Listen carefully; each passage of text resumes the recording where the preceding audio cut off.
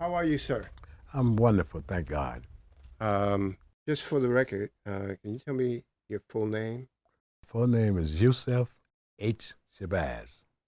H? H represents Hassan. Okay, great. I understand you have a great story to tell, Yes, I do. so we're very anxious to hear your story, and you can begin when you feel like.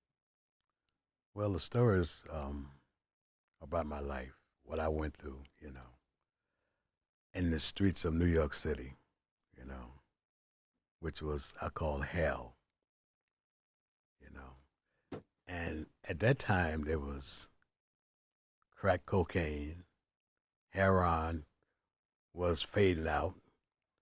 When I first came to New York, heroin was the big thing. It was killing people left and right. No one spoke on people overdosing from heroin. No governments, no mayors, nobody in politics had a word to say because it was killing only black folks. So they didn't care about the black. They didn't care about nothing, you know. They didn't speak on it at all. They didn't try to curb it. They didn't try to do nothing about it, you know. So as time went on, then we got into what they called the pill business. You understand? And we call it easy money. But really, when you look at it, it wasn't really easy money for the simple reason, like my grandmother always told me, she said, money, you can make a lot of money, but sometimes money could be the root of all evil if you don't understand what money is all about. It took me a long time to understand that. It took me a long time to really relate to that. So I went on into the pill game, you know, and we started out with the a diet pill, as they call it, you know. So what did you do before that? What did I do before into Before the the pill pill games? game, yeah. I was juggling, dipping and dabbing in heroin, dipping and dabbing in crack cocaine, you know. But I realized that it was killing my people Mm-hmm. because of my background, and I had to back up out of that. So one day I was introduced to the pill game, and they said, I said, so what does the pill game does? How how does it make money? I said, I can't. He said, what I'm doing, young man told me, what I'm doing is better than what you're doing. It makes more money than what you make in the heroin game. And I said, no, I don't think so. I said, nobody never showed me that, you know. He said, I tell you what. He said, I like you, because you got a good head on your shoulder. He said, I'm gonna get my pills Saturday. What are you doing Saturday? I said, well, I'm not doing nothing. I don't work on the weekends, He said, well, Saturday, he said, I'll give you $500 to ride with me to this particular place, you know, just to ride. I said, you're going to give me $500 just to ride with you? He said, because I want you to see. He said, because me telling you, you're not going to believe this. I said, okay. I said, I'm just thinking, I said, he just popping game. He don't, you know. So you figured what's the worst that could happen? You have five I hundred got five dollars. hundred dollars. But I said he's not gonna give me no 500 just to ride with him. I said he talking out the side of his mouth. I don't know what he been smoking, but I don't believe he gonna give me no $500 to ride with him. Tell me about the the offer you couldn't refuse. Oh, the offer was something. He told me 500. I thought he was just talking off the top of his head. I saw this guy was smoking. I don't know what he's smoking. So that Saturday, my doorbell rang. My wife said, "You expecting somebody?" I said, "No." So she wanted me to answer the door, and she said, "Who is it?" So she told me who it was. And he asked me, was I ready? She said, where you going? I said, you're going to take me somewhere. I'm going to check something out. She said, okay, just be careful. I said, okay. So I comes downstairs, open up the car. He had $500 bills on the seat of the car. As before, when you get ready to sit down, right there. You couldn't even sit down I couldn't without. sit down and say the money was right there. So I said, oh shit, 500. So I counted it, well, no, 500. He said, that's yours. He said, I told you, He said, just to ride with. I said, just to ride with you? He said, just to ride with me. I said, okay. So I put the $500 in my pocket and we ride. We went to where we had to go. We got to the people's house. The people had the money laid out on the coffee table, laid out, stacks of it. Hmm. So he said, "How you doing? How you doing? This is my man, so and so and so and so. How you doing? Okay, how's everything? Okay." He said, "The number's right." He said, "The number's right." He said, "Okay." He said, "There's your money there." He said, "The money's right." He said, "The money's right." So he said, "Okay." So he dumped his bag out on the sofa with all the pills in it. Then he took the shopping bag and went straight down the line on the coffee table and just began to put all the money in the shopping bag. Shopping bag, all that money. I'm looking at all this. I'm like, well, I be damned. So he said, "Okay, see you next week." He said, "Okay." So we get downstairs. He said, I said, "Where we going?" He said, "Where we going?" He said, "We going back to New York." Now, I'm thoroughly convinced now that this is the move for me. You understand? He was absolutely right. I was on a slow boat to China. I said, now I got to get on the fast boat now. Okay, now. I said, okay, I'm down. I said, what you want me to do? He said, we have a meeting Sunday. This is on a Saturday. We're going to have a meeting tomorrow. You know what I'm saying? I want you to be at this meeting. You know what I'm saying? I'm going to let the guys know you coming. I said, okay. So they had a meeting before I got there. So they decided that they didn't want me in. You know what I'm saying? Because, he got the Muslims with him. He's a Muslim. He got the Muslims with him. When they come in, they're going to take over. This is where they was at. What you were doing was legal. Is that Yeah, correct? no, what they was doing was legal. What I was doing what got me 20 years in the penitentiary. You know what I'm saying? I knew that for a fact.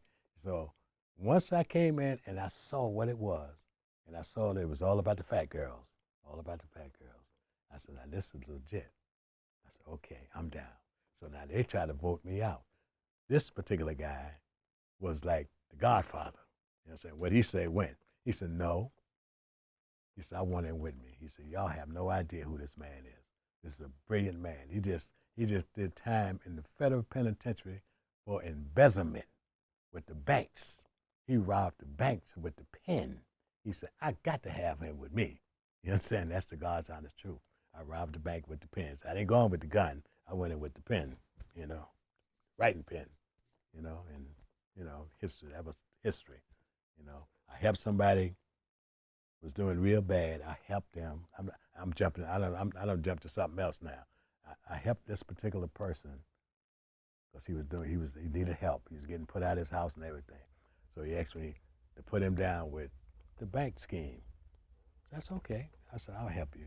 This will get you out the hole. 1, 2, 3. So I helped him, put him on, showed him how to do it. Anyway, he gets jammed somewhere down the line. You know what I'm saying? And they beat him half to death, and he told on me. You know what I'm saying? So they set me up, you know what I'm saying? Because they said they didn't have no idea who I was. They said I could have got away forever and ever and ever. You know what I'm saying? If this particular person wouldn't have been involved and ratted me out. Anyway, that's neither here nor there. But let me go back to the pill game. So anyway, they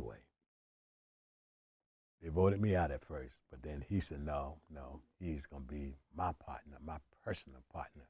You know what I'm saying? I want him with me. So that's how I got down. You know what I'm saying?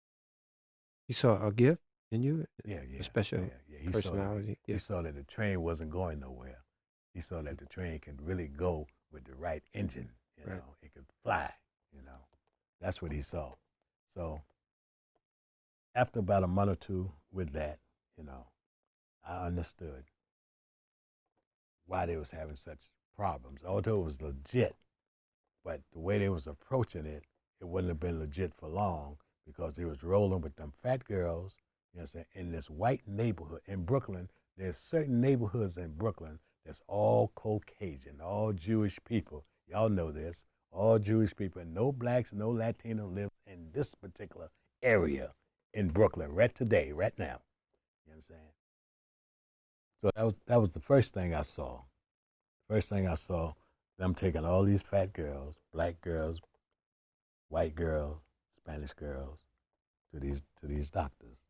You know what I'm saying? That's a soto. Soon as they get out the car and start walking, you know what I'm saying? That's a Oh my God, what's going on here? You know, so that's automatically put the heat on you. So I told him, I said, listen, I'm gonna approach the doctor and tell him, listen, he don't have to do it like this. You know, he don't have to bring the fat girls, and I bring him the list of all the names, all my patients' name. You know, I'll present the list to him, and we got to have a briefcase full of money. This is the only thing they respect, is money. That's why they're in the game, writing them prescription for the fat girls because they want the money. So we're gonna put this $50,000 in the briefcase, stack it up. When we talk to him with the list, we're gonna open up that briefcase and let him see that money. Open up that briefcase, and he saw that money. The man almost had a heart attack. He was like, "Oh my God, what's this? Is this for me?" I said, "Yes. What you got to do is just fill the order. This is your money." He said, "That's all I got to do?" I said, "You don't have to see nobody. You don't have to talk to nobody. All you have to do is just fill the list. Write the prescription for each and every one of them names that's on this list. And I'll come by, whatever you say, pick my prescription up in an envelope, you know what I'm saying? And the money's yours. That's it."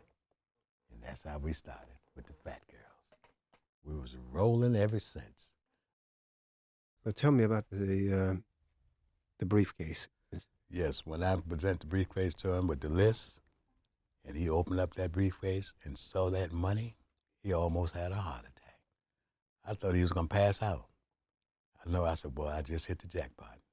You know, so he just saw the money. Because, you know, people is funny, especially, you know, Caucasians, you know, in positions. When they see a whole lot of money, it just, oh my God, you have no idea. It's amazing, you know. Because we all the same. I'm the same way too. If I see a whole lot, somebody bring me a briefcase full of money, and I see that money, I probably, oh my God, what? What is this all about? Tell me about this money. I want to know about the money. Is it clean money or dirty money? What kind of money is it? Well, I grab it. You know, I just want to know. You know, so what kind of money is it? You know, but after that, it was smooth sailing. You know, because no longer that we had to bring the fat girls in. You know what I'm saying? The fat girls was retired. We didn't need them no more. You know what I'm saying? We discovered a new way to China. All we did every week was brought him the list. And the list was legit because the list was real, you know? You know what I'm saying? It was really real. It was real people, you know? Address was the same, phone numbers, name, everything was the same. I just passed the list and passed the money, and we was on. And we was rolling from that point to this one. We did this for a long time until one day they decided that this particular pill that was for fat folks, it was called BI-62, BAMS. Who was it that decided that there was a reason to focus on the prescription drugs? It was the government, you know. See, the mistake that they really made, I'll be honest with you, when they took the fat girls off the market. See, the fat girls was good. All they had to do was just leave it like it was, you know. And the higher drugs, which is the laudanums, you know, and Oxycontin, that would have never came into existence because of the fat girls had everything covered down from A to Z. Well, when they took the fat girls off, and usually when they take a product off the market, say we're in March now, and they decide that they want to take this product off the market, usually they do it 2000 in the fiscal year, the new year coming in. As of January the 1st, this product would not be in existence.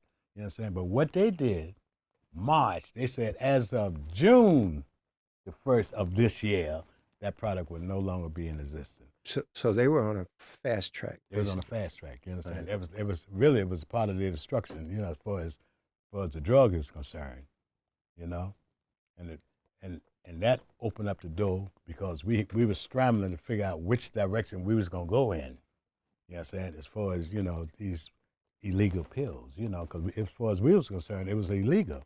What can we do to not be equal to the fat girls pills, but better than the fat girls pills. Since they were going to take us to another level, we might as well go all the way with the other level, you know. So we decided, my son, he became a doctor. He went and got the doctor's book on the pills, you know. So let me ask you something. Yes.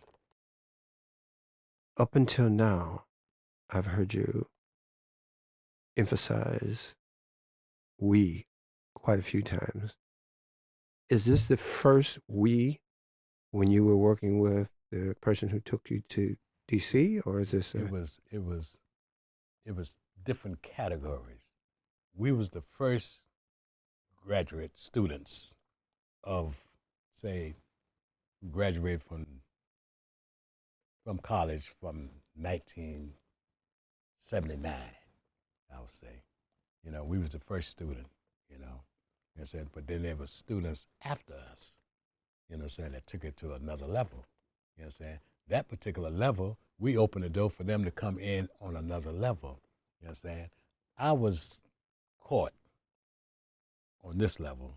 You know what I'm saying? They trapped me off. You know what I'm saying? Although it was legal,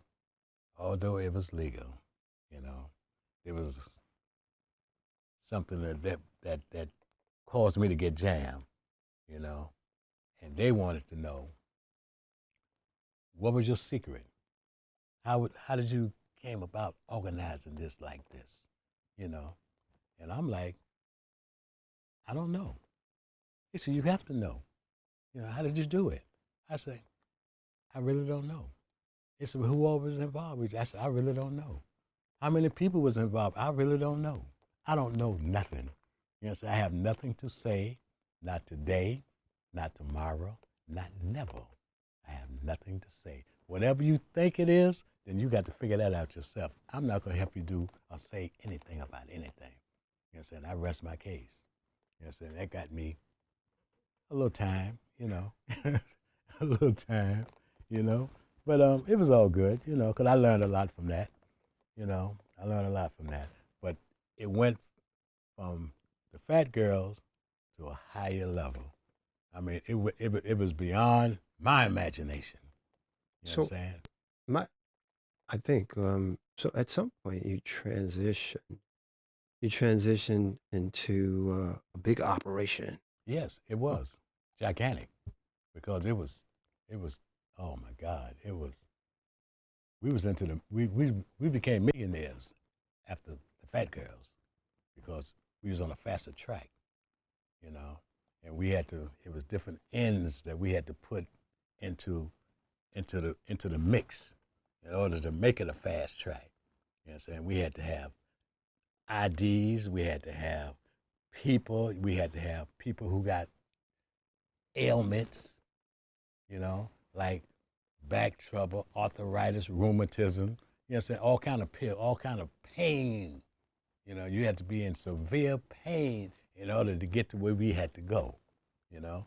And because we was able to understand that it was about the pain, the only body can get this particular item is people that was in pain, you know? And we took it from there. We went from there. That's it. It just opened up millions of doors.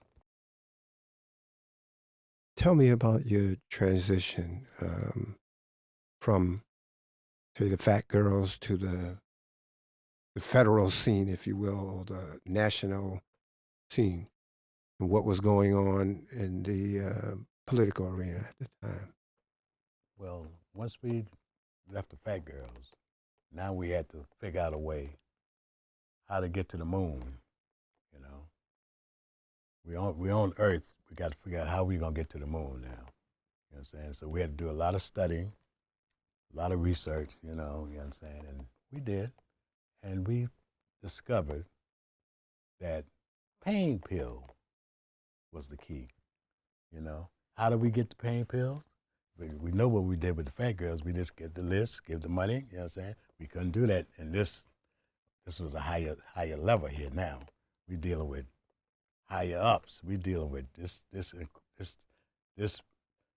this is a part of the federal government now that we tapping into, you know, so we can't roll in there with no briefcase full of money, you know what I'm saying, and giving no list. That don't exist. That's a no-no. So So we just had to figure out a better way to do it, you know.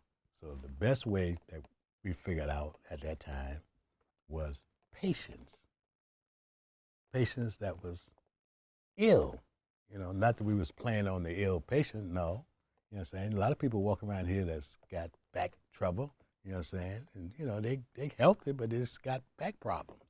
You know, they might have arthritis, they might have something wrong with the blood, you know what I'm saying? And, these are the people that you're searching for, you know. And I'm gonna have to say this particular part that I didn't want to say, but I'm gonna say it anyway. What I discovered in my traveling and my searching for knowledge, you know what I'm saying, it's an ailment, Then I asked the doctor one time about this. It was called, I know you probably heard of it, sickle cell patients. You ever heard of people that have sickle cell? Only black people suffer with sickle cell.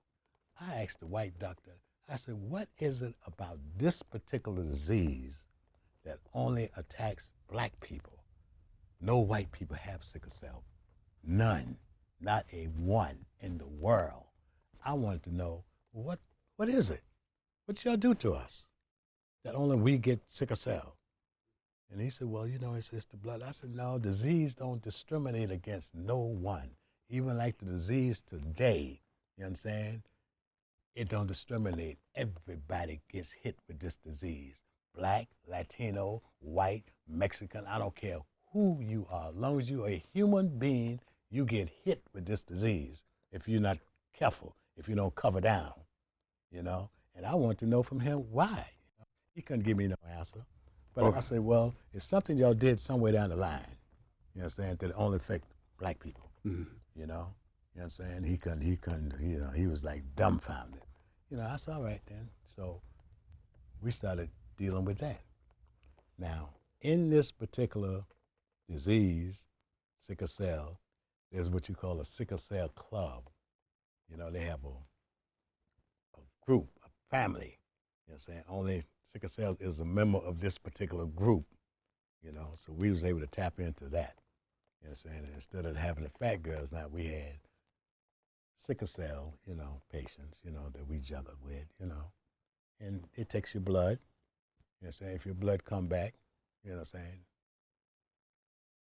that you have sickle cell, you know what I'm saying, that gives you what you call a license to get Oxycontin pills. So if you have the sickle cell trait, Yeah, you still can have get that right. As long as you got sickle cell or the trait, it makes no difference because it'll come back through the blood. So if there was a sickle cell trait, you qualified basically to be able to get this medicine, this medication. Yes. Okay. Yes. Even if you don't have the full sickle cell, but you have the trait, it don't make no difference. As long as it's going to come back through that blood, so that you have a trait or you have the sickle cell, anything close to it, you in. That's how it went. That's how we roll, So what gets a person into the club, so to speak, with the this new discovery you discovered? Well,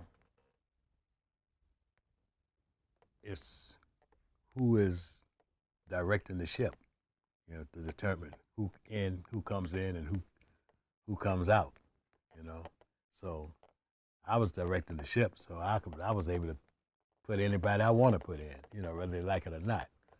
So I was getting ready to, I caught a case. So I was really getting ready to go away, for a period of time, And my sons, they was dipping and dabbing and selling crack cocaine. And at that time, selling crack cocaine, when you get caught, they was giving up a lot of time to young blacks. They was giving them 25, 35 years, 40 years for selling crack. And it was unjust, really, because crack cocaine and cocaine itself is the same thing. One is just processed a little different than the other. You know what I'm saying? But they was getting the black youngsters a whole lot of time, and when the whites get caught with selling cocaine, they got a small bit of time, you know. And they fought for that for years. They won too, you know. They're saying it's the same thing. How you gonna give them 100 years and the cocaine sellers, you give them 5 years? You know, that's unjust. And they fought that. They won. You know what I'm saying? It's the same product. It's cocaine. One Mhm. is just processed into crack cocaine. You know what I'm saying? This one is just cocaine. You sniff cocaine, you either gonna sniff cocaine or you gonna smoke crack cocaine. And they fought and they won, you know. So anyway, my sons was dipping and dabbing in crack cocaine. And I knew I was going away, you know. I didn't really want them in that because there was too much time that they was gonna be facing. So I told them, I said, listen, because they kept asking me, put us down, you know, once you put us down, I said, I can't really do that, you know, it's a family thing, you know. Well, I'm family, put us down, you know. Otherwise, we're going to sell crack cocaine. You know, you got a choice, put us down or we're going to sell crack cocaine. How, You know what I'm what saying? was the monetary differences Or what? in terms of what they were doing as opposed to what you discovered What I was doing, economically speak? What were the economics? economically, it was more money. That's number one. Number two, it was nothing to do with destroying your people. You know what I'm saying? Black folks, I said it earlier, I'm going to say it again. Black folks do not take pills, not that kind of pill. You know what I'm saying? They might take a little aspirin or something for a headache or something, but not that particular powerful pill. They don't take that.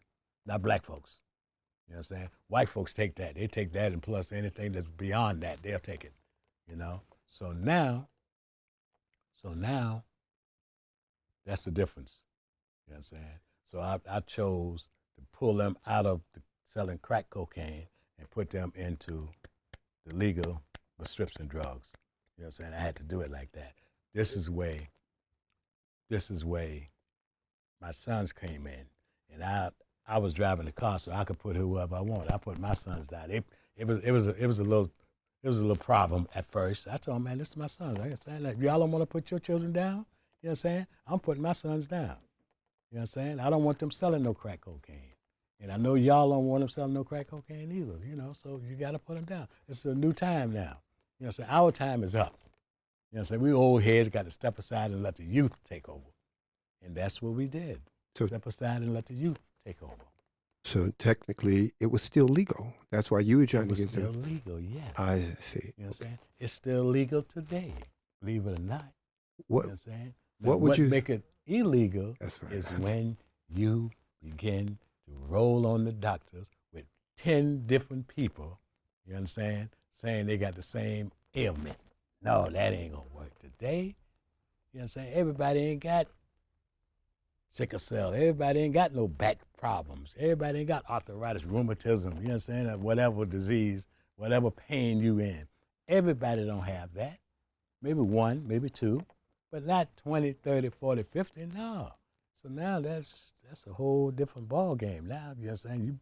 People begin to put the microscope on you now, you know what I'm saying, so we can see clearly, you know.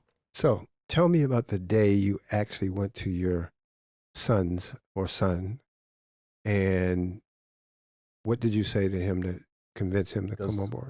well, it wasn't too much I could say. They already knew. They already knew the difference. Because the problem was I didn't okay it. That was the problem. You know what I'm saying? They couldn't understand why. Why are you not gonna okay this? What did you say to him to get him on your team, or make him see the value of what you were working with? Well, I didn't have to say or do anything too much because he was already aware of the difference between the two. He already knew, you know. And I stepped to him. I told him, I said, listen, I'm getting ready to go away. They get ready to give me a lot of time. I said, I don't want to be sitting up in the penitentiary thinking about y'all out here selling this crack cocaine and that y'all gonna get jammed and get a lot of time and that will be on me. I said, so what I'm gonna do, I'm gonna bring y'all in. You know what I'm saying? You and your crew, you and your brother, however, bring y'all in, you know what I'm saying? And y'all can take it to another level, you know? and forget about the crack. I said, the only way I'm gonna do this is you got to promise me that y'all gonna give up the crack business right now. So you felt that it would be on you. Something happened to your son Yeah. in the street game doing Yes. the Yes. crack cocaine. Yes. They've got a lot of time. You know what I'm saying? I would feel real bad because I didn't put my foot down on telling them I don't want y'all selling that to your people. You got to give it up. Come with me. I'll show y'all how to do this the right way, you know. And it won't be no pressure, you know. If anything happen, you won't go to jail for a lot of time. I said, I'm getting ready to go away for 10 years, you know. 10 years go by real fast. 10 is better than 20. 10 is better than 30. So I'll take the 10. Shit, you know. That's a very interesting way to look at it. Yeah. Okay, so without going too far in front of you, but in our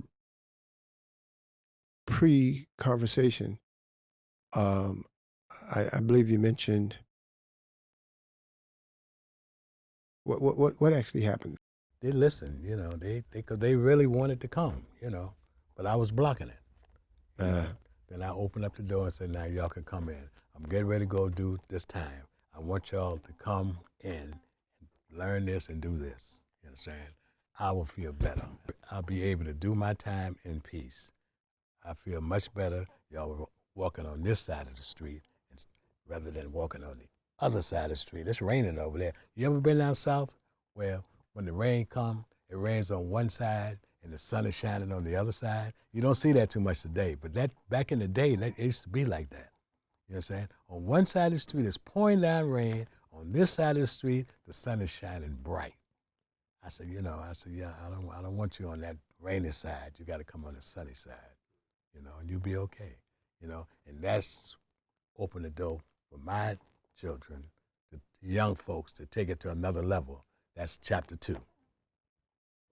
I just got finished telling you about chapter 1. This is chapter 2, getting ready to jump now. Okay?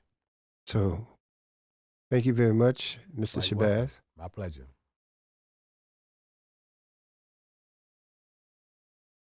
Could you please state your name for the record? I'm Yusuf Green. I'm Yusuf Shabazz's oldest son. Can you please tell us the continuation of the story? We spoke to your dad, and he left off at the fat girls and switching up the game a little bit. Now, he tells us that he came to you at that point. Okay. Tell us the story. All right. Yes. So my dad, he was selling some diet pills, and they required him having obese people, men or women, it didn't matter. And I was in the projects, and we was at basically selling coke and crack in the projects. So when my grandmother, she knows everybody everywhere. So everybody knows my grandmother. So when she got wind of what was going on about her grandsons in the projects, you know, selling, as she say, that poison to our people, she let my mother know, and then my mother let my father know what was going on. So he came into the projects, and he really basically had a stern conversation with me. You don't know what you're getting into. You don't know about the Rockefeller laws. You don't know how much time they're giving black people, African American people, for selling crack. And he basically just told me that, you know, you need to come with me. I'm gonna come get you tomorrow, and then we're gonna talk, and I'm gonna introduce you to something new that doesn't require you having a crew. Because anybody with a crew, eventually everybody goes down because things happen. So I was very reluctant at the time because we was making a lot of money. So we was doing just about $20,000 a day. So, can you tell me about the block? The time that Yusuf came to you, you had a block. Yeah, we had a block. So we, like I said, we was in the projects. You know, we was hustling. We was selling crack, and we had something that nobody else had. We had the 2 for $5s, and they call it Coca-Cola. Hmm. So nobody had 2 for $5s. So right there, that changed the whole ball game. As far as like beefs in the neighborhood because we was getting all the clientele, and it just like traffic. It just stepped up the whole game. So, what is a 2 for $5? 2 for $5 being that instead of getting one bottle of crack, you was getting two, and you was getting them for $5 when everybody else was selling one for $5. So they came in a packet. It was black tops. They came in a packet, and it was 2 for $5. So what happened was, my best friend's cousin, they live in Queens. So this is what they was doing in Queens. They was selling Coca-Cola, and they was trying to branch off, and so they wanted to branch off to the Bronx. And the opportunity presented itself for everybody. And it was getting chaotic, and I'm just glad that my father came and had the conversation, because I don't know what would have happened. Because we were young, we were dumb, and we weren't no suckers. And like I said, it was just loud. Everything about that hustle was just loud. So, what did he say to you when he came up? What did he actually say to you? He basically broke down the Rockefeller law about crack, about how much time people are getting for 1 gram, 25 years back in, you're talking about the late 80s. And they wasn't selling people, to day camp. They were sending people to the penitentiary. So how did he transition you into the bigger business? He just kept me by his side. He came, he took me, told me, this, don't say nothing, this, watch, and I'll pick up quick. So as he's teaching me, not teaching me, but as I'm just rolling with him and I'm letting my imagination run wild on like what I could do to get into, to make more money, to make up for the money that I'm gonna lose. So I had to pick up, and I had to pick up quick. But as I'm picking it up, they take it off the market. I'm like, God damn it! As soon as I get in, now they take it off the market. They took what off the market? They took the diet pills. Oh, they didn't last that long. So let's digress. What he was telling you about was the diet pill game, and you were basically absorbing the whole process. You're trying to master what it was he was teaching, but then who took it off the market? It's like the government. The government took it off the market. Why do you know that? What do you think they did that for? Well, I just assume that when certain people get into a certain market and they see like what has the potential to go on, they're gonna take it off the market to keep us out the loop. You mean us the potential as brown people, black people? Yes, African Americans. That's just how it is. That's the way it rolls. So they took it off the market, and so as he's like contemplating what's the next move, he came upon hits, which was Jordans and Tylenol 3s with the codeine in it. So we started selling that down in downtown in Manhattan for a little while, and then that kind of like dried up, and then he met this fella that turned him on to Dilaudid, and that's when everything started. And what is that? Dilaudid is a morphine. So it's a morphine. I know you heard of Elvis Presley, right? So Elvis Presley, back in the days, he overdosed off of Dilaudid. That's how he lost his demise. He overdosed over the Dilaudid, and people from like the East Coast, they really wasn't up on it. But people from like the backwoods, like the Caucasian people, they know all about the pills. And one thing led to another, and the next thing you know, the floodgates opened. One of the things that Big Yusuf said was, he said that the pill game was the white man's drug of choice, and that's why it was such a big industry. Yes, that's absolutely right. Because like we're not paying like $50 for a pill. Like, we're not gonna do that for one pill. Just think about that. Like we're not gonna spend $50 for one pill. Because that basically wasn't what we was accustomed to doing. Like we didn't know anything about the pills. I just knew that the market, the monetary aspect of it was to my liking, because I like money. So you went from 20K a day. How did you flip that? How did you flip and transition? What was that like? The exciting part was just learning about pills because it was quiet. You didn't need anybody. So at the time when we was doing this, like me personally, I was going to 20 doctors on my own using my name. Like I could go to 20 doctors using my name, and I could get 20 scripts for $240. And I ain't had to split it with nobody. So that's all. That's my 20. That's more than 20,000 right there. Mm. Yeah, way more. It's like double. So I learned that if I could like doctor up some MRIs or whatever I needed to do to get more people to just go get them for me. Like I don't need you to go to the pharmacy to get it for me, because at that point I started manipulating pharmacists, and I had them just, I'm gonna bring you like 30 prescriptions. I need you to fill it. You don't have to give me everything at one shot, but call me when you have them ready. So he'll give me like probably like 5 prescriptions, which is like 10, what, $1,200 dollars at that time. It's like 1,200. Wow. And then he'll still owe me like 3,600. So he'll call me at the order, because you can't just order like a big supply like that, because it raises red flags. Because even though this stuff was easy, it's still controlled. Mm-hmm. So if I have a pharmacy and I'm ordering like $800, for instance, every week, and all of a sudden I'm going up to like 4,500. That's a red flag right there.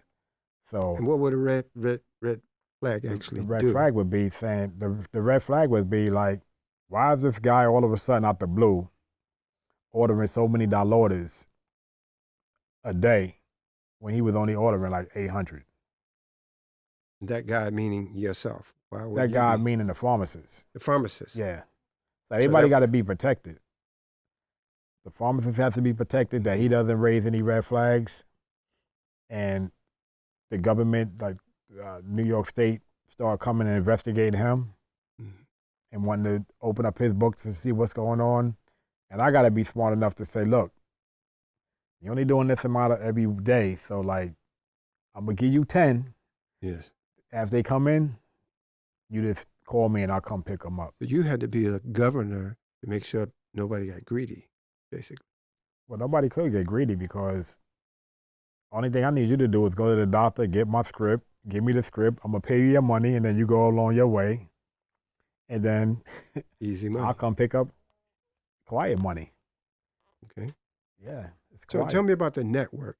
You're the one, obviously, that had the brains to figure out the network that expanded beyond the local. Well, what happened, we was trying to figure out, how can we get doctors? How can we get doctors? So one day I was just brainstorming, and I was just trying to figure out, like, how can I find out where I could get as many doctors as I can at the drop of a hat. So I started researching, and I came across the Medical Society of New York. They were in Long Island. So I called them, and I said, hey, listen, I own a little private company, and I'll take a bunch of people to the doctors. And I need to find out, like, where can I find certain physicians, because I'm operating out of the 5 boroughs, but I'm also operating out of Orange County. So she was like, oh, we have a physician's referral book, and I have every doctor in New York State. I said, really? She said, yes. I said, well, is it free? She said, no, it's $178. I said, well, I'll tell you what, I'll be there tomorrow to pick it up. So she gave me her name, her information. Sure enough, in the morning, as soon as they open up, I'm right there to pick up my package. So I get it, and I'm just like, man, we just hit the jackpot. And I'm just like, I called my dad. I said, man, we straight. No I called laws. everybody. I said, man, we straight. And no laws have been broken even yet. No laws has been broken. That's If amazing. you want to really break it down, no laws was never really broken, because basically we getting all these pills, right? And we're just operating without a license, basically. It's different from coke and crack, and those are illicit drugs. These are over the counter, not over the counter drugs, but these are pharmaceutical drugs. There's really nothing illegal about it, to be honest with you. If you want to really break it down, I'm just operating as a pharmacist without a license. Mm. And that's what it all comes down to. But when it comes to like the technicalities of it, if you don't know what you're doing, then yeah, you could run into problems. So the government really just don't want nobody else controlling their drug market. Well, if you do your research, you will see like who's the stockholders in all these pharmaceuticals. Like for instance, like oxycodone. All the government officials own stocks in oxycontin, oxycodone, which is the main ingredient in oxycontin. But we'll talk about that later because we're talking about the diluted. Well, no, you can go in. On Okay, it. so yeah, so we're doing the diluted, right? So I had a buddy. He was like, "Yo, man, listen, if you could get me 80 milligrams of oxycontin, yeah, I could give you $70 a pill." I'm like, "What?" So I started digging, researching. I said, "I'm going to get those." I said, "We gonna get that the oxycontin. They giving up a whole lot of money for that. We got to switch over." So we was going to the doctor. Nobody really wanted to write them. They was like, "oxycontin, 80 milligrams. What do you guys want to do with that?" Like that. That's you know how powerful that is. We like, yeah, we don't care. That's what we want. So we started. We struck out many times, but then they got a bunch. I got the book, so I got to go in there now and I got to manipulate. Dang, like what nationality don't really care about anything but money? I said, oh, the Russians. The Russians, they just care about the money. So I started talking to all the Russian doctors. Boom, boom, boom, boom, boom. Like 70. Calling all of them. How you doing? My name is Jim Jones. Let me make an appointment for me and my 8 brothers. Oh, sure. The visit is $400. How much the visit was? How do you have insurance? No, we paying cash. So they was like, I know they had to be like, oh damn, this guy got 8 people and it's like $400. So that's how we started getting OxyContin, 80 milligrams through manipulation. And just like no one has really ever even tried that. You guys are basically the first to ever engineer such a very elaborate, sophisticated, ingenious market or network. yeah, we did. It'll never be done again, ever. Like, Not now. when I say ever, never. Like, you have every drug from crack to coke to heroin. It will always, somebody could always come up in the ranks and become a kingpin. But with the pills, it's never going to happen again. But the government did was they created statutes that you can only go to one doctor. One person, you can only use your name one time to go to the doctor to get any kind of opioid. See, when we was doing it, like I told you, I could go to 20 doctors on my own. And I have like 50 other people that's going 20 times. Do you know the name of the person who actually had the patent and the copyright to those drugs? Well, I know Purdue had the copyright for OxyContin. With the loaded, I'm not really sure. And they were making how much? Oh, they was making buco money, man. I mean, at the end of the day, they got fined like what? I think $4 billion. They cut a check like it was nothing. Amazing. But they made a lot of money. And we all made a lot of money. And none of them ever had to do time, right? None of them. No. So, how do you, going forward just a little bit, how did you make it, or how do you envision the whole operation at this point? You're now stretching out. You see all these politicians are sitting back. Now they're in Congress talking about OxyContin and their little children, their little daughters and their sons ODing from the OxyContins and the different other drugs that were out there. But nobody's being held responsible. How do you parse that for what you? That's just all I think that is just posturing because you could never take it off the market, like never, and they know this because it's bigger than what anybody could ever imagine. Like you can never take it off the market. Only thing they could do is try to educate people now. Educate people, yeah, about the pills. They try to educate you, like they try to give you like rehabs and rehabilitation because they know they can't take it off the market. They'd take it off the market. Like, for instance, they took Oxycontin off the market, but then they came back with the main ingredient in Oxycontin, which is oxycodone, and they just created 30 milligrams of oxycodone, which in reality is really 80 milligrams of Oxycontin. The only difference is that the oxycodone don't have those main ingredients in it no more. So it's just basically like oxycodone. Like the 80 milligrams of the Oxycontin, they had like 30 milligrams of Oxycontin, about 30 milligrams of oxycodone in it. Then it also had like other ingredients that when so like if you get arrested, they would break it down. They'd be like, "Well, you got caught with 80 milligrams of Oxycontin." You'd be like, "No, I didn't get caught with 80 milligrams of Oxycontin. Let's break it down and find out what's the main ingredient in the Oxycontin, and then you could set my offense level according to the ingredients that's in it." Because you can't charge me with 80 milligrams of Oxycontin if it only have like 30 milligrams of oxycodone in it. But the majority of people don't really understand that. So you were really a pharmacist, like you said. You really were a pharmacist, but just operating outside the certification of being a doctor or a pharmacist. And I read.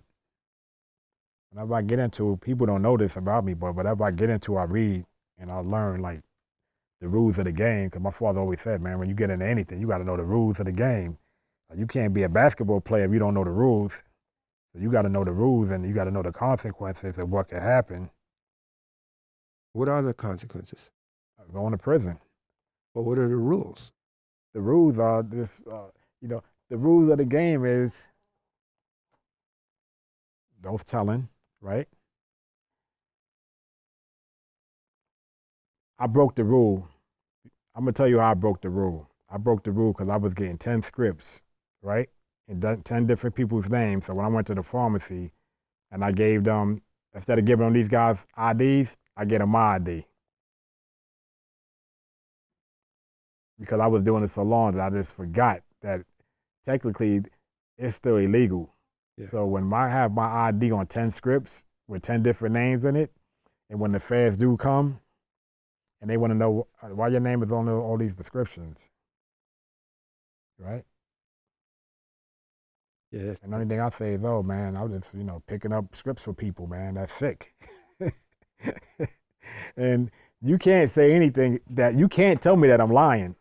And you can't tell me that somebody else is saying that I said anything else, because I'm smart enough to know that you're going to have to bring your people and they're going to have to testify. Like, yeah, he was actually going to the doctor for me. They're not going to do that unless I'm going to trial. But if I'm just taking a plea and I'm going to get sentenced, they can't use those people against me. And I know that. And my lawyers do that. They're not going to expose them like that. So, digress. So you're moving, things are blowing up. It's becoming a massive, great business, side business. Oh, no. This was like beyond that. Okay. Yeah, this was like. This is bigger than this is bigger than New Jack City. This was bigger than big, man. Because you got to remember, man, nobody knows what you're doing because everything is just quiet. Only time they can know is that somebody like says something. So like if I get arrested, right, and you got all this evidence against me, and I know that it's quiet, I already know what time it is. So like nobody don't have to tell me what time it is. I already know. I just don't know where it's coming from and how big it is. So like when I get arrested, right, my cousin, she goes to bail me out. They got everybody, my father, my uncles, everybody's name is in this big giant folder. She said she had it on the wall. So as soon as she goes to bail me out, she was like, they're like, your cousin, he's one of the big kingpins. And they had me and my father at the top. Your cousin, he's like a big kingpin. You're gonna bail him out. He's gonna run. He has the resources. He has all these IDs, all these different passports and different names. And the guy got caught with like $90,000. So you're gonna actually put your house up to help him? And so she ran out, told my mother, "Oh, I can't do it." They had Uncle William's picture up there, and Uncle Hassan, cousin Hassan, and blah blah blah blah blah blah blah. So I was like, I called my lawyer and I said, "Yo, I told you that when she go to bail me out, I wanted you there because they was gonna play games." Mm. He was like, "Oh, I had court." I said, "I don't care what you had. I told you what I needed you to do for me. You should have you shouldn't have even sent her because I could have waited another day." So Yeah, after that, most people don't want their loved ones to even sit behind bars yeah. for a day, but sometimes the strategy might be just wait. So the whole ordeal was kind of weird. That was weird. Then I'm sending messages to people and I'm like, slow down, like just go disappear somewhere. But let me tell you something. When you making money, you don't really even care about all of that. You just want to just like, I'm gonna be extra careful and I'm gonna do it my way. And that's the things that happen. So I was not really mad at the time. I was just like, man, these guys, man, I hope they doing the right thing. How many doctors would you say in your whole network that you actually had that was functioning as a part of your uh, the octopus, if you will? Oh, all of Uh, them. Every doctor I went to knew what time it was. They looked the other way. You had to have known what time it is. so every doctor is technically complicit with the whole support system that made this work. Every doctor, like doctors know. So if you have 30 people coming into your office and they all coming for the same drug, They know. and you're not used to seeing this type of clientele in your office, then you basically know what time it is. But you're gonna play dumb because, like I said, everybody want the money on all levels, man. Like I learned a long time ago, man. You need two things to survive in this world, man. You need oxygen and you need money. And if you don't have them, man, then you're not gonna survive, man. Either you want to be poor or you want to be rich. Everybody have a side. Everybody have the choice to make. Everybody has a choice to make. Okay, I know Some you have. people, Oh, excuse me. Go on. I was gonna say, some people are um, comfortable with their situations, but I'm not.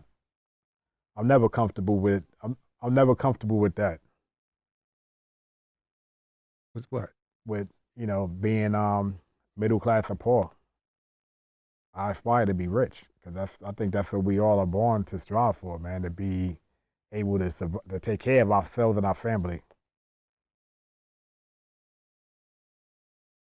So, can you elaborate a little more on the network? Yes. So the network was like this. So we're a family, right? So it's my father, it's me, um, to a certain extent my uncle, and then my brother and my cousin. So 5 of us. So I call it the 5 rings. So we had my father and his crew. He had the young crew, and then I had the 4 of us. We're the wild ones. Wait a minute. You had the young crew, or he had the young crew? We're the young crew. So it's my father and it's the young He the had. young crew. He had the what? What? He has the older crew, like him Old and crew. his him and his crew that he was rolling with. Right.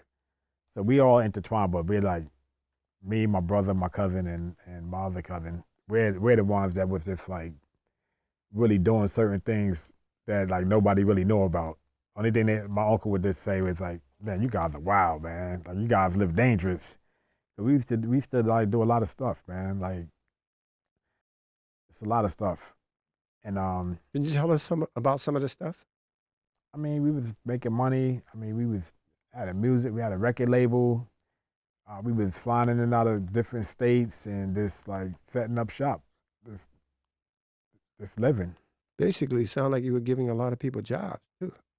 No, we didn't give it no jobs because like we didn't go out there. Like we just going to see the plug. So I go to a state and we have like 40,000 pills on us. Like we only going to see one person, so we're not going to see a bunch of people. But then we part of the nightlife. We're part of the nightlife, and 40,000 pills. I can't even. I can't even imagine. I forty can, thousand pills really isn't a lot. If you have 50 people, right, and they all going to 10 different doctors, for instance, right? 10 doctors is nothing, right? got you. Yeah, $10 is nothing. You got a bunch of people going in there. Like I said, we could use the same name over and over and over and over, so we didn't need a lot of people. Certain amount of people, 10 doctors. Next thing you know, you got 160,000 pills easy in a month. I think that's amazing. Easy. Well, yeah, obviously what you guys were doing crossed over. This is a term they use in different industries. They call it crossover. When you go from the hood, then you take it from the hood in the streets, and then you go national, and then you go worldwide. You guys crossed over, basically. Yeah, we crossed over big time because we like was never in the hood no more. Only time I would go in the hood is like if somebody sent a message to me like they was gonna stick me up or whatever, then I'm gonna come into the hood and like actually you supposed to be sticking me up. Like that. Like I'm just gonna go right over there. Like I heard you was gonna stick me. Oh, that's the only way I could get you to come see me. But you don't gotta threaten me to come see you, man. What you gotta do is just tell my brother you're gonna see somebody that know me. Tell me to call you, and I'm gonna call you. You mean you literally heard that somebody went there? Plenty of times. And then you walk right up on him. Yeah, I'm going right into the right hood. to his face. Yeah, because at the end of the day, that's still my hood.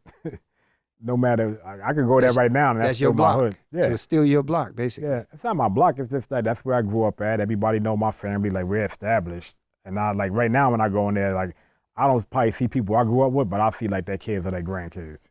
They don't know me, but they know who I am.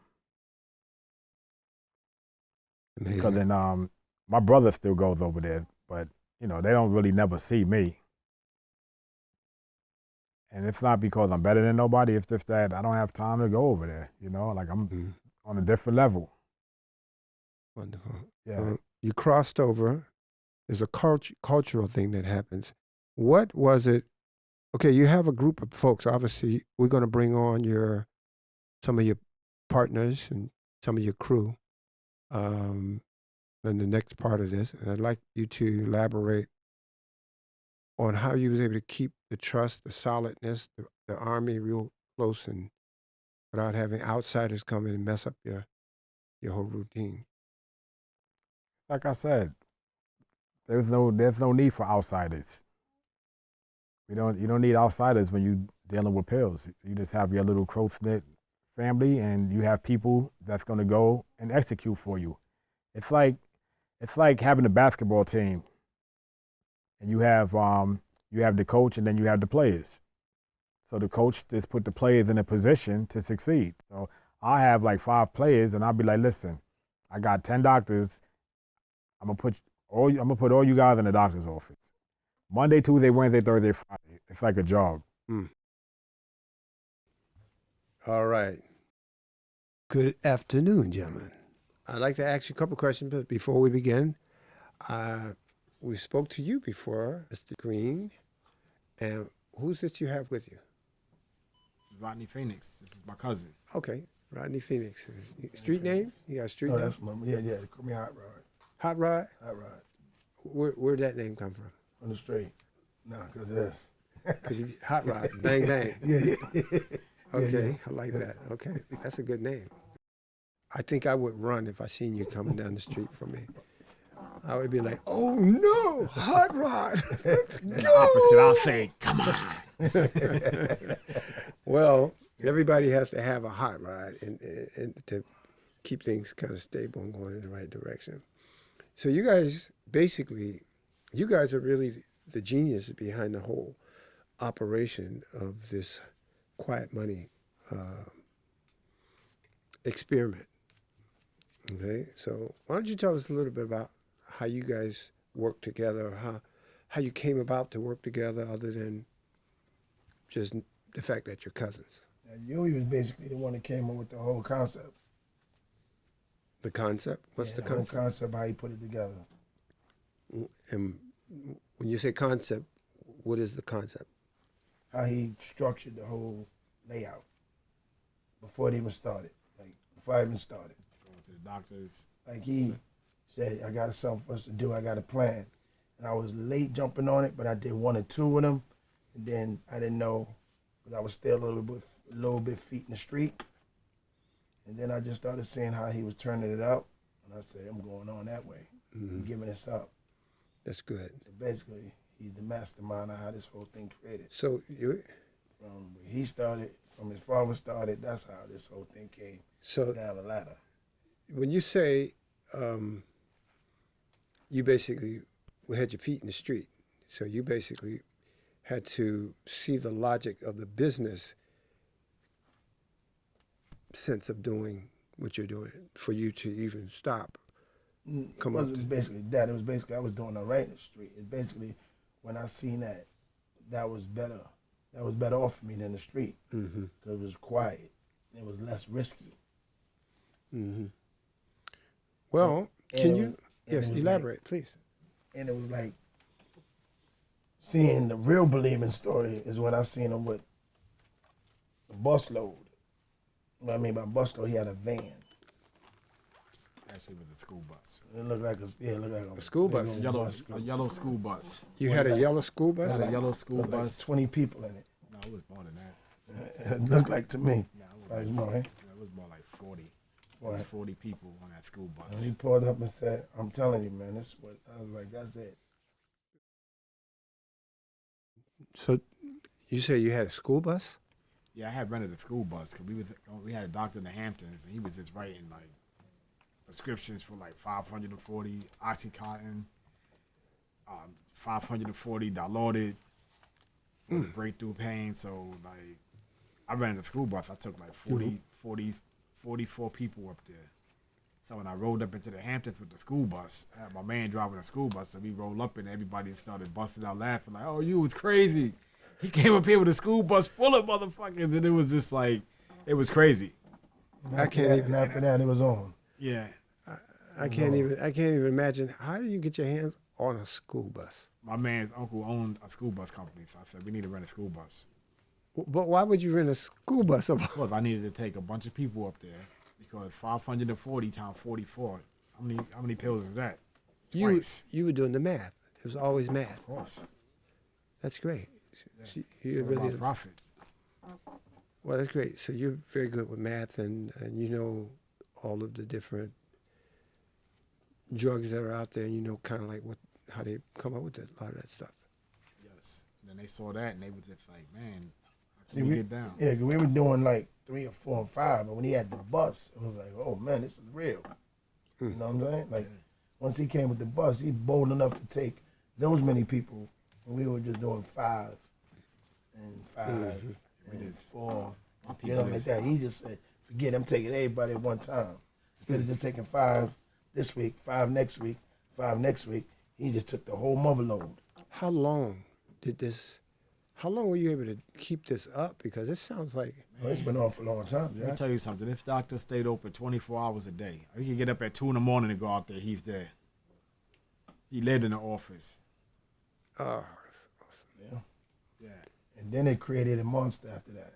Then we Manhattan doctors, Brooklyn doctors, Bronx doctors, Queens doctors. So each person, especially when he landed the identification account, that was somebody who create identities. now I never heard that. I mentioned. Yeah, we So used So to you do had to, this. so you had so many people that you had to create identities to keep Yeah. the So new one person- names. You had to keep Yeah, new names. one person, as myself, I go to a doctor. I go to another doctor. I go to 10 doctors with just myself. Now I know it works. Now I take 5 people and do the same thing, and let them go to 10 doctors. It's like Then building. we a- take 20 doctors, 20 people, and do this. 20 people's doing 10 doctors. So we just created a pyramid. a pyramid. So Only one thing they didn't know. They didn't know to connect. to get rid of the pills. that's. I was going to ask about that earlier. That's what but I know Congress- people came from him. Okay, All the out of town connect came from. right. But the Congress must have known something because congressional hearings were going on this whole time. Yeah, they knew because people was overdosing. Mm-hmm. Why these And young they- guys they overdosing? changed the law after that. Yeah, why so many people overdosing off of these opioids? Well, but it wasn't because of you guys they were overdosing. It was The whole just the world. drug It- itself. It was the drug itself, but we was flooding the streets with the drugs, so it was that much easier to get. People wasn't using heroin no more; they was using opioids. So you got to remember the heroin went down the tube once they didn't have control over the opioids. But once they control the opioids, the heroin is back up now. So you guys noticed a dynamic shift, even in the black community, from the heroin to the Absolutely. heroin from the crack from the heroin to the crack, and then black people didn't go and get opioids. Not really. So how did that dynamically affect? They did. They bought it to put into their drugs What do you mean? to strengthen the heroin. You telling me they put We would sell to the dope boys, and they would take it and mix it? They substituted cut it it. with the methadone. But that wasn't you guys doing that. That No, was no. you just No. gave them the. we just sold it to them. So what do you hope to accomplish now that you've had this dynamic experience? What do you hope to accomplish having the knowledge that you have now about prescription drug industry? What do you hope to accomplish? Now you've been through it, you see it. I've never heard the story. I've never heard anybody else talk about what you guys have shared. I'd like to know, what do you hope to accomplish by now, revealing or showing the world what really goes on in the prescription drug industry? What do you hope to accomplish? Just want to bring awareness to the street level of it, the addiction of it, and the policies of it. We To just the wanna, youth. Yeah, to the youth. We just want to make The it youth, To the youth. which is another question. I'm sure you had youth that idolized you guys when you were rolling. You say the lifestyle was, a youth would see you sort of like music industry or industry person is big, big names. We know some of the names out there. I don't really pay attention to the youth. The too youth, much. the youth didn't even know what we was Yeah, doing. yeah. Like, Yeah. people didn't know what we was doing. We They weren't just- in the street. They wanted to know what we. Damn, how these guys are getting all this money like this? They didn't know. For years, nobody knew. I'm talking owning car dealerships, Mm. foreign car dealerships, Wow. Nobody knew. Nobody knew driving what we were Rolls doing. Royces, every type, Wraiths, Dawns, Ghosts, That's the difference between Maybachs. being a crack dealer and selling pills. Being a I crack mean- dealer, you on the block. People know you. They know of you. Selling pills, nobody knows you. Mm. Because you're not in, they don't have any pharmacies in your neighborhood that we're going to. All the pharmacies we went to was in Brooklyn. Brooklyn, Queens, Upper Manhattan. Sometimes we went even further. Yonkers. Yeah. Did you see a more national spread from your network, or was it other people who were doing similar things that kind of? In the beginning, nobody was doing it. We were the only young guys, only young people doing it. It was my father and his older crew, and then it was us. So there And was they no. gave him pushback for putting us on. When he brought us into the game, none of them older guys wanted us to be down. Nah, man, keep them out of it. And I guess for the most part, they probably was right. Wow. I'm talking. young guys are I'm hard-headed. talking. You waiting outside of a doctor's office with 30 people passing you 30 scripts every hour until the office closed. Now you sitting there with maybe 150, 160 scripts every day. What's the value of one script? 1,700 from New York More than Street. that. But if you're doing it out of state, you're talking about 3,000, 3,500. Really determines how many you get in. And where it's going, Yeah. and what state you're doing it in. They people will go, they get 180, but my people will go, they get 540. Yeah, Because I'm right. telling them what to tell them. Like, look, you take 12, you take 15 a day. Yeah, You take 2 pills every 3 hours. yeah, 240 and 420. Wow. You just in there Yeah. writing the scripts. Each doctor gives you different numbers, and the doctor that gives you the high numbers, that's where you stick them You gotta with the know load. It's got to know the formula. Yeah, Like, but how the many take a day? lowest of the lowest, Yeah, you'll 180. say 180, and you come in with 2,500. Yeah. But you're paying off the guy with the script 3, 4, 500. So- So you're walking home with easy 2,500. So you're getting 180. You Yeah. taking Per three, pill. three Per pills a pill, day. yeah. Taking 3 pills a day to get it 180. I was basically saying on the breakdown for what you would take home, whoever. Oh, yeah. Oh, per script. per Yeah. script, what you would take home, Yeah. like no less than 2,000, 1,700, no less. at the lowest. That's amazing. With those many people. And you was saying earlier about money stashing. Yes. Where's the money going? So that was the question. How did you? Well, we don't. I think you have the Obviously, most there may be fabulous some hiding things you space in might the not world. want to discuss on camera, but it would seem crazy. You can't use a bank No, you have the money put away system. in the secret departments. Okay, so we don't want to get into the secret You can department. use a bank. You just gotta have a bunch of banks. You can't put more than $10,000 a day in a bank. So you could put 9,000 in the bank. You could put 9,000 in Chase, 9,000 in MCU, 9,000. Yeah, that's a little bit of money. We talking when you That's a little bit of money, but pulling a million. a That day? was a different story. it's adding up. And you know how you had that thing going on. It's adding up because you need money in the bank to buy stuff. You can't pay cash every time. You got to pay with checks. You know what I mean? So you got to put money in the bank. I don't care what you do. Oh, definitely have money. You definitely put money in the bank, create a business, put your money in the bank.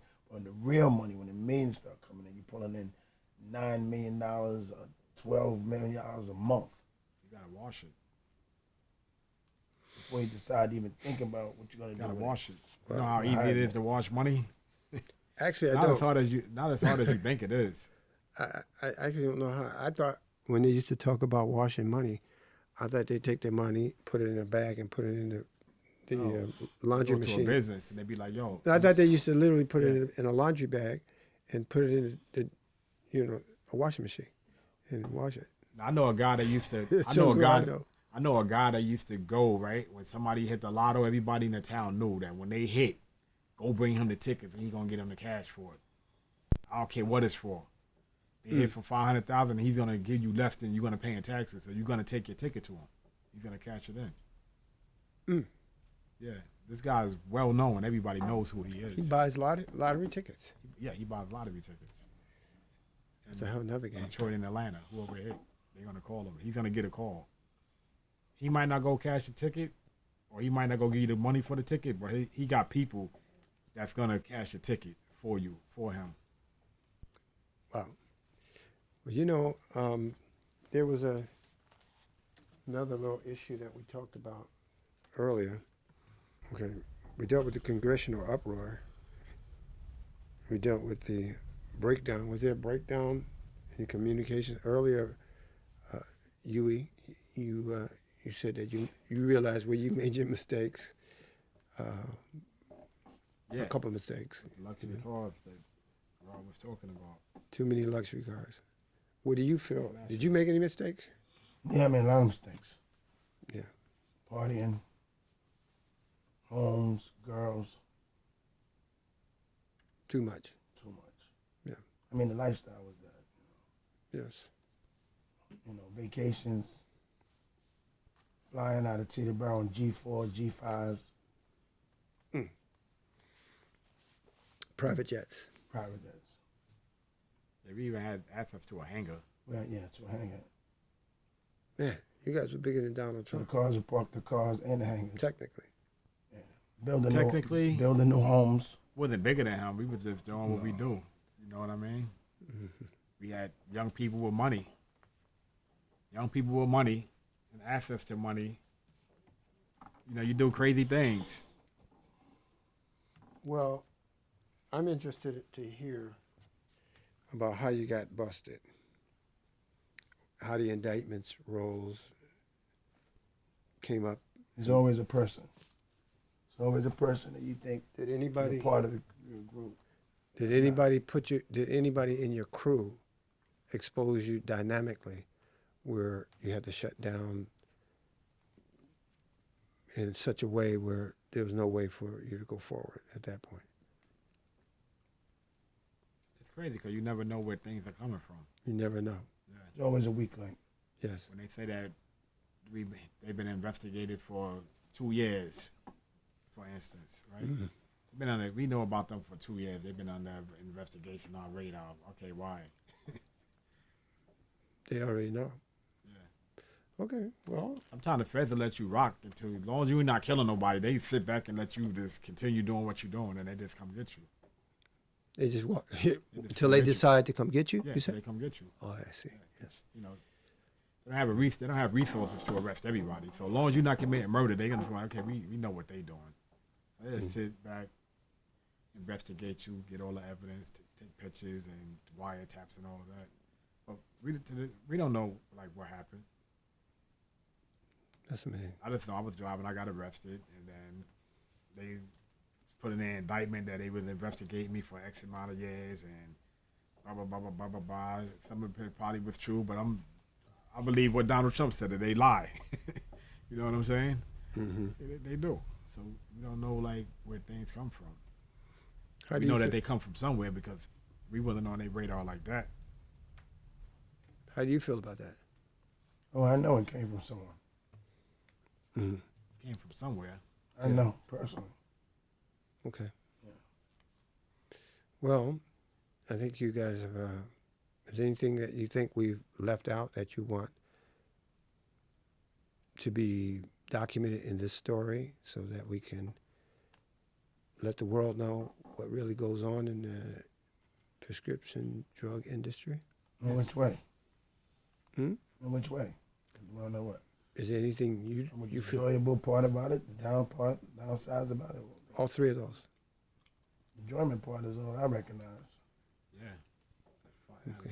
Had a lot of good times, man. You know? I see a smile on your face. You're remembering some of Went it. down, but at the end of the day, I could just say, I don't even party no more, man, because I had so much fun partying. I can never, ever go back to reenact that time in my life again. I could never, so I don't even go out. Partied out, partied over. Partied out. So that's all. That's all you really. You want to hold on to The good fun, times. the good times. Fun No, times, it was a dude. beautiful part about it also. You get to build a beautiful home for your family. Yeah. You get the vacation with your family. You get to put your kids through school. a normal life. You just basically want a normal life, like a Get to normal. deal with- Get to deal with different people on a different level. Live comfortable, with no worries. You have money, man, you attract a different clientele. What do you think about the idea that in this country we live in, people to live a normal human life, just to be normal human life, they drive some classes of people.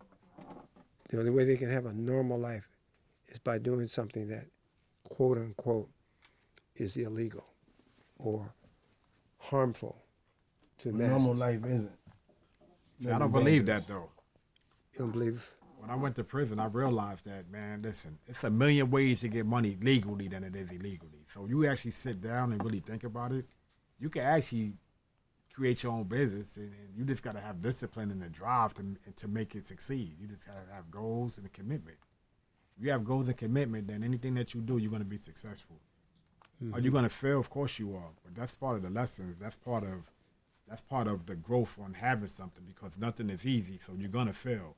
You're going to fail, but you got to be disciplined and committed to keep on going. Because on the other side of pain is success.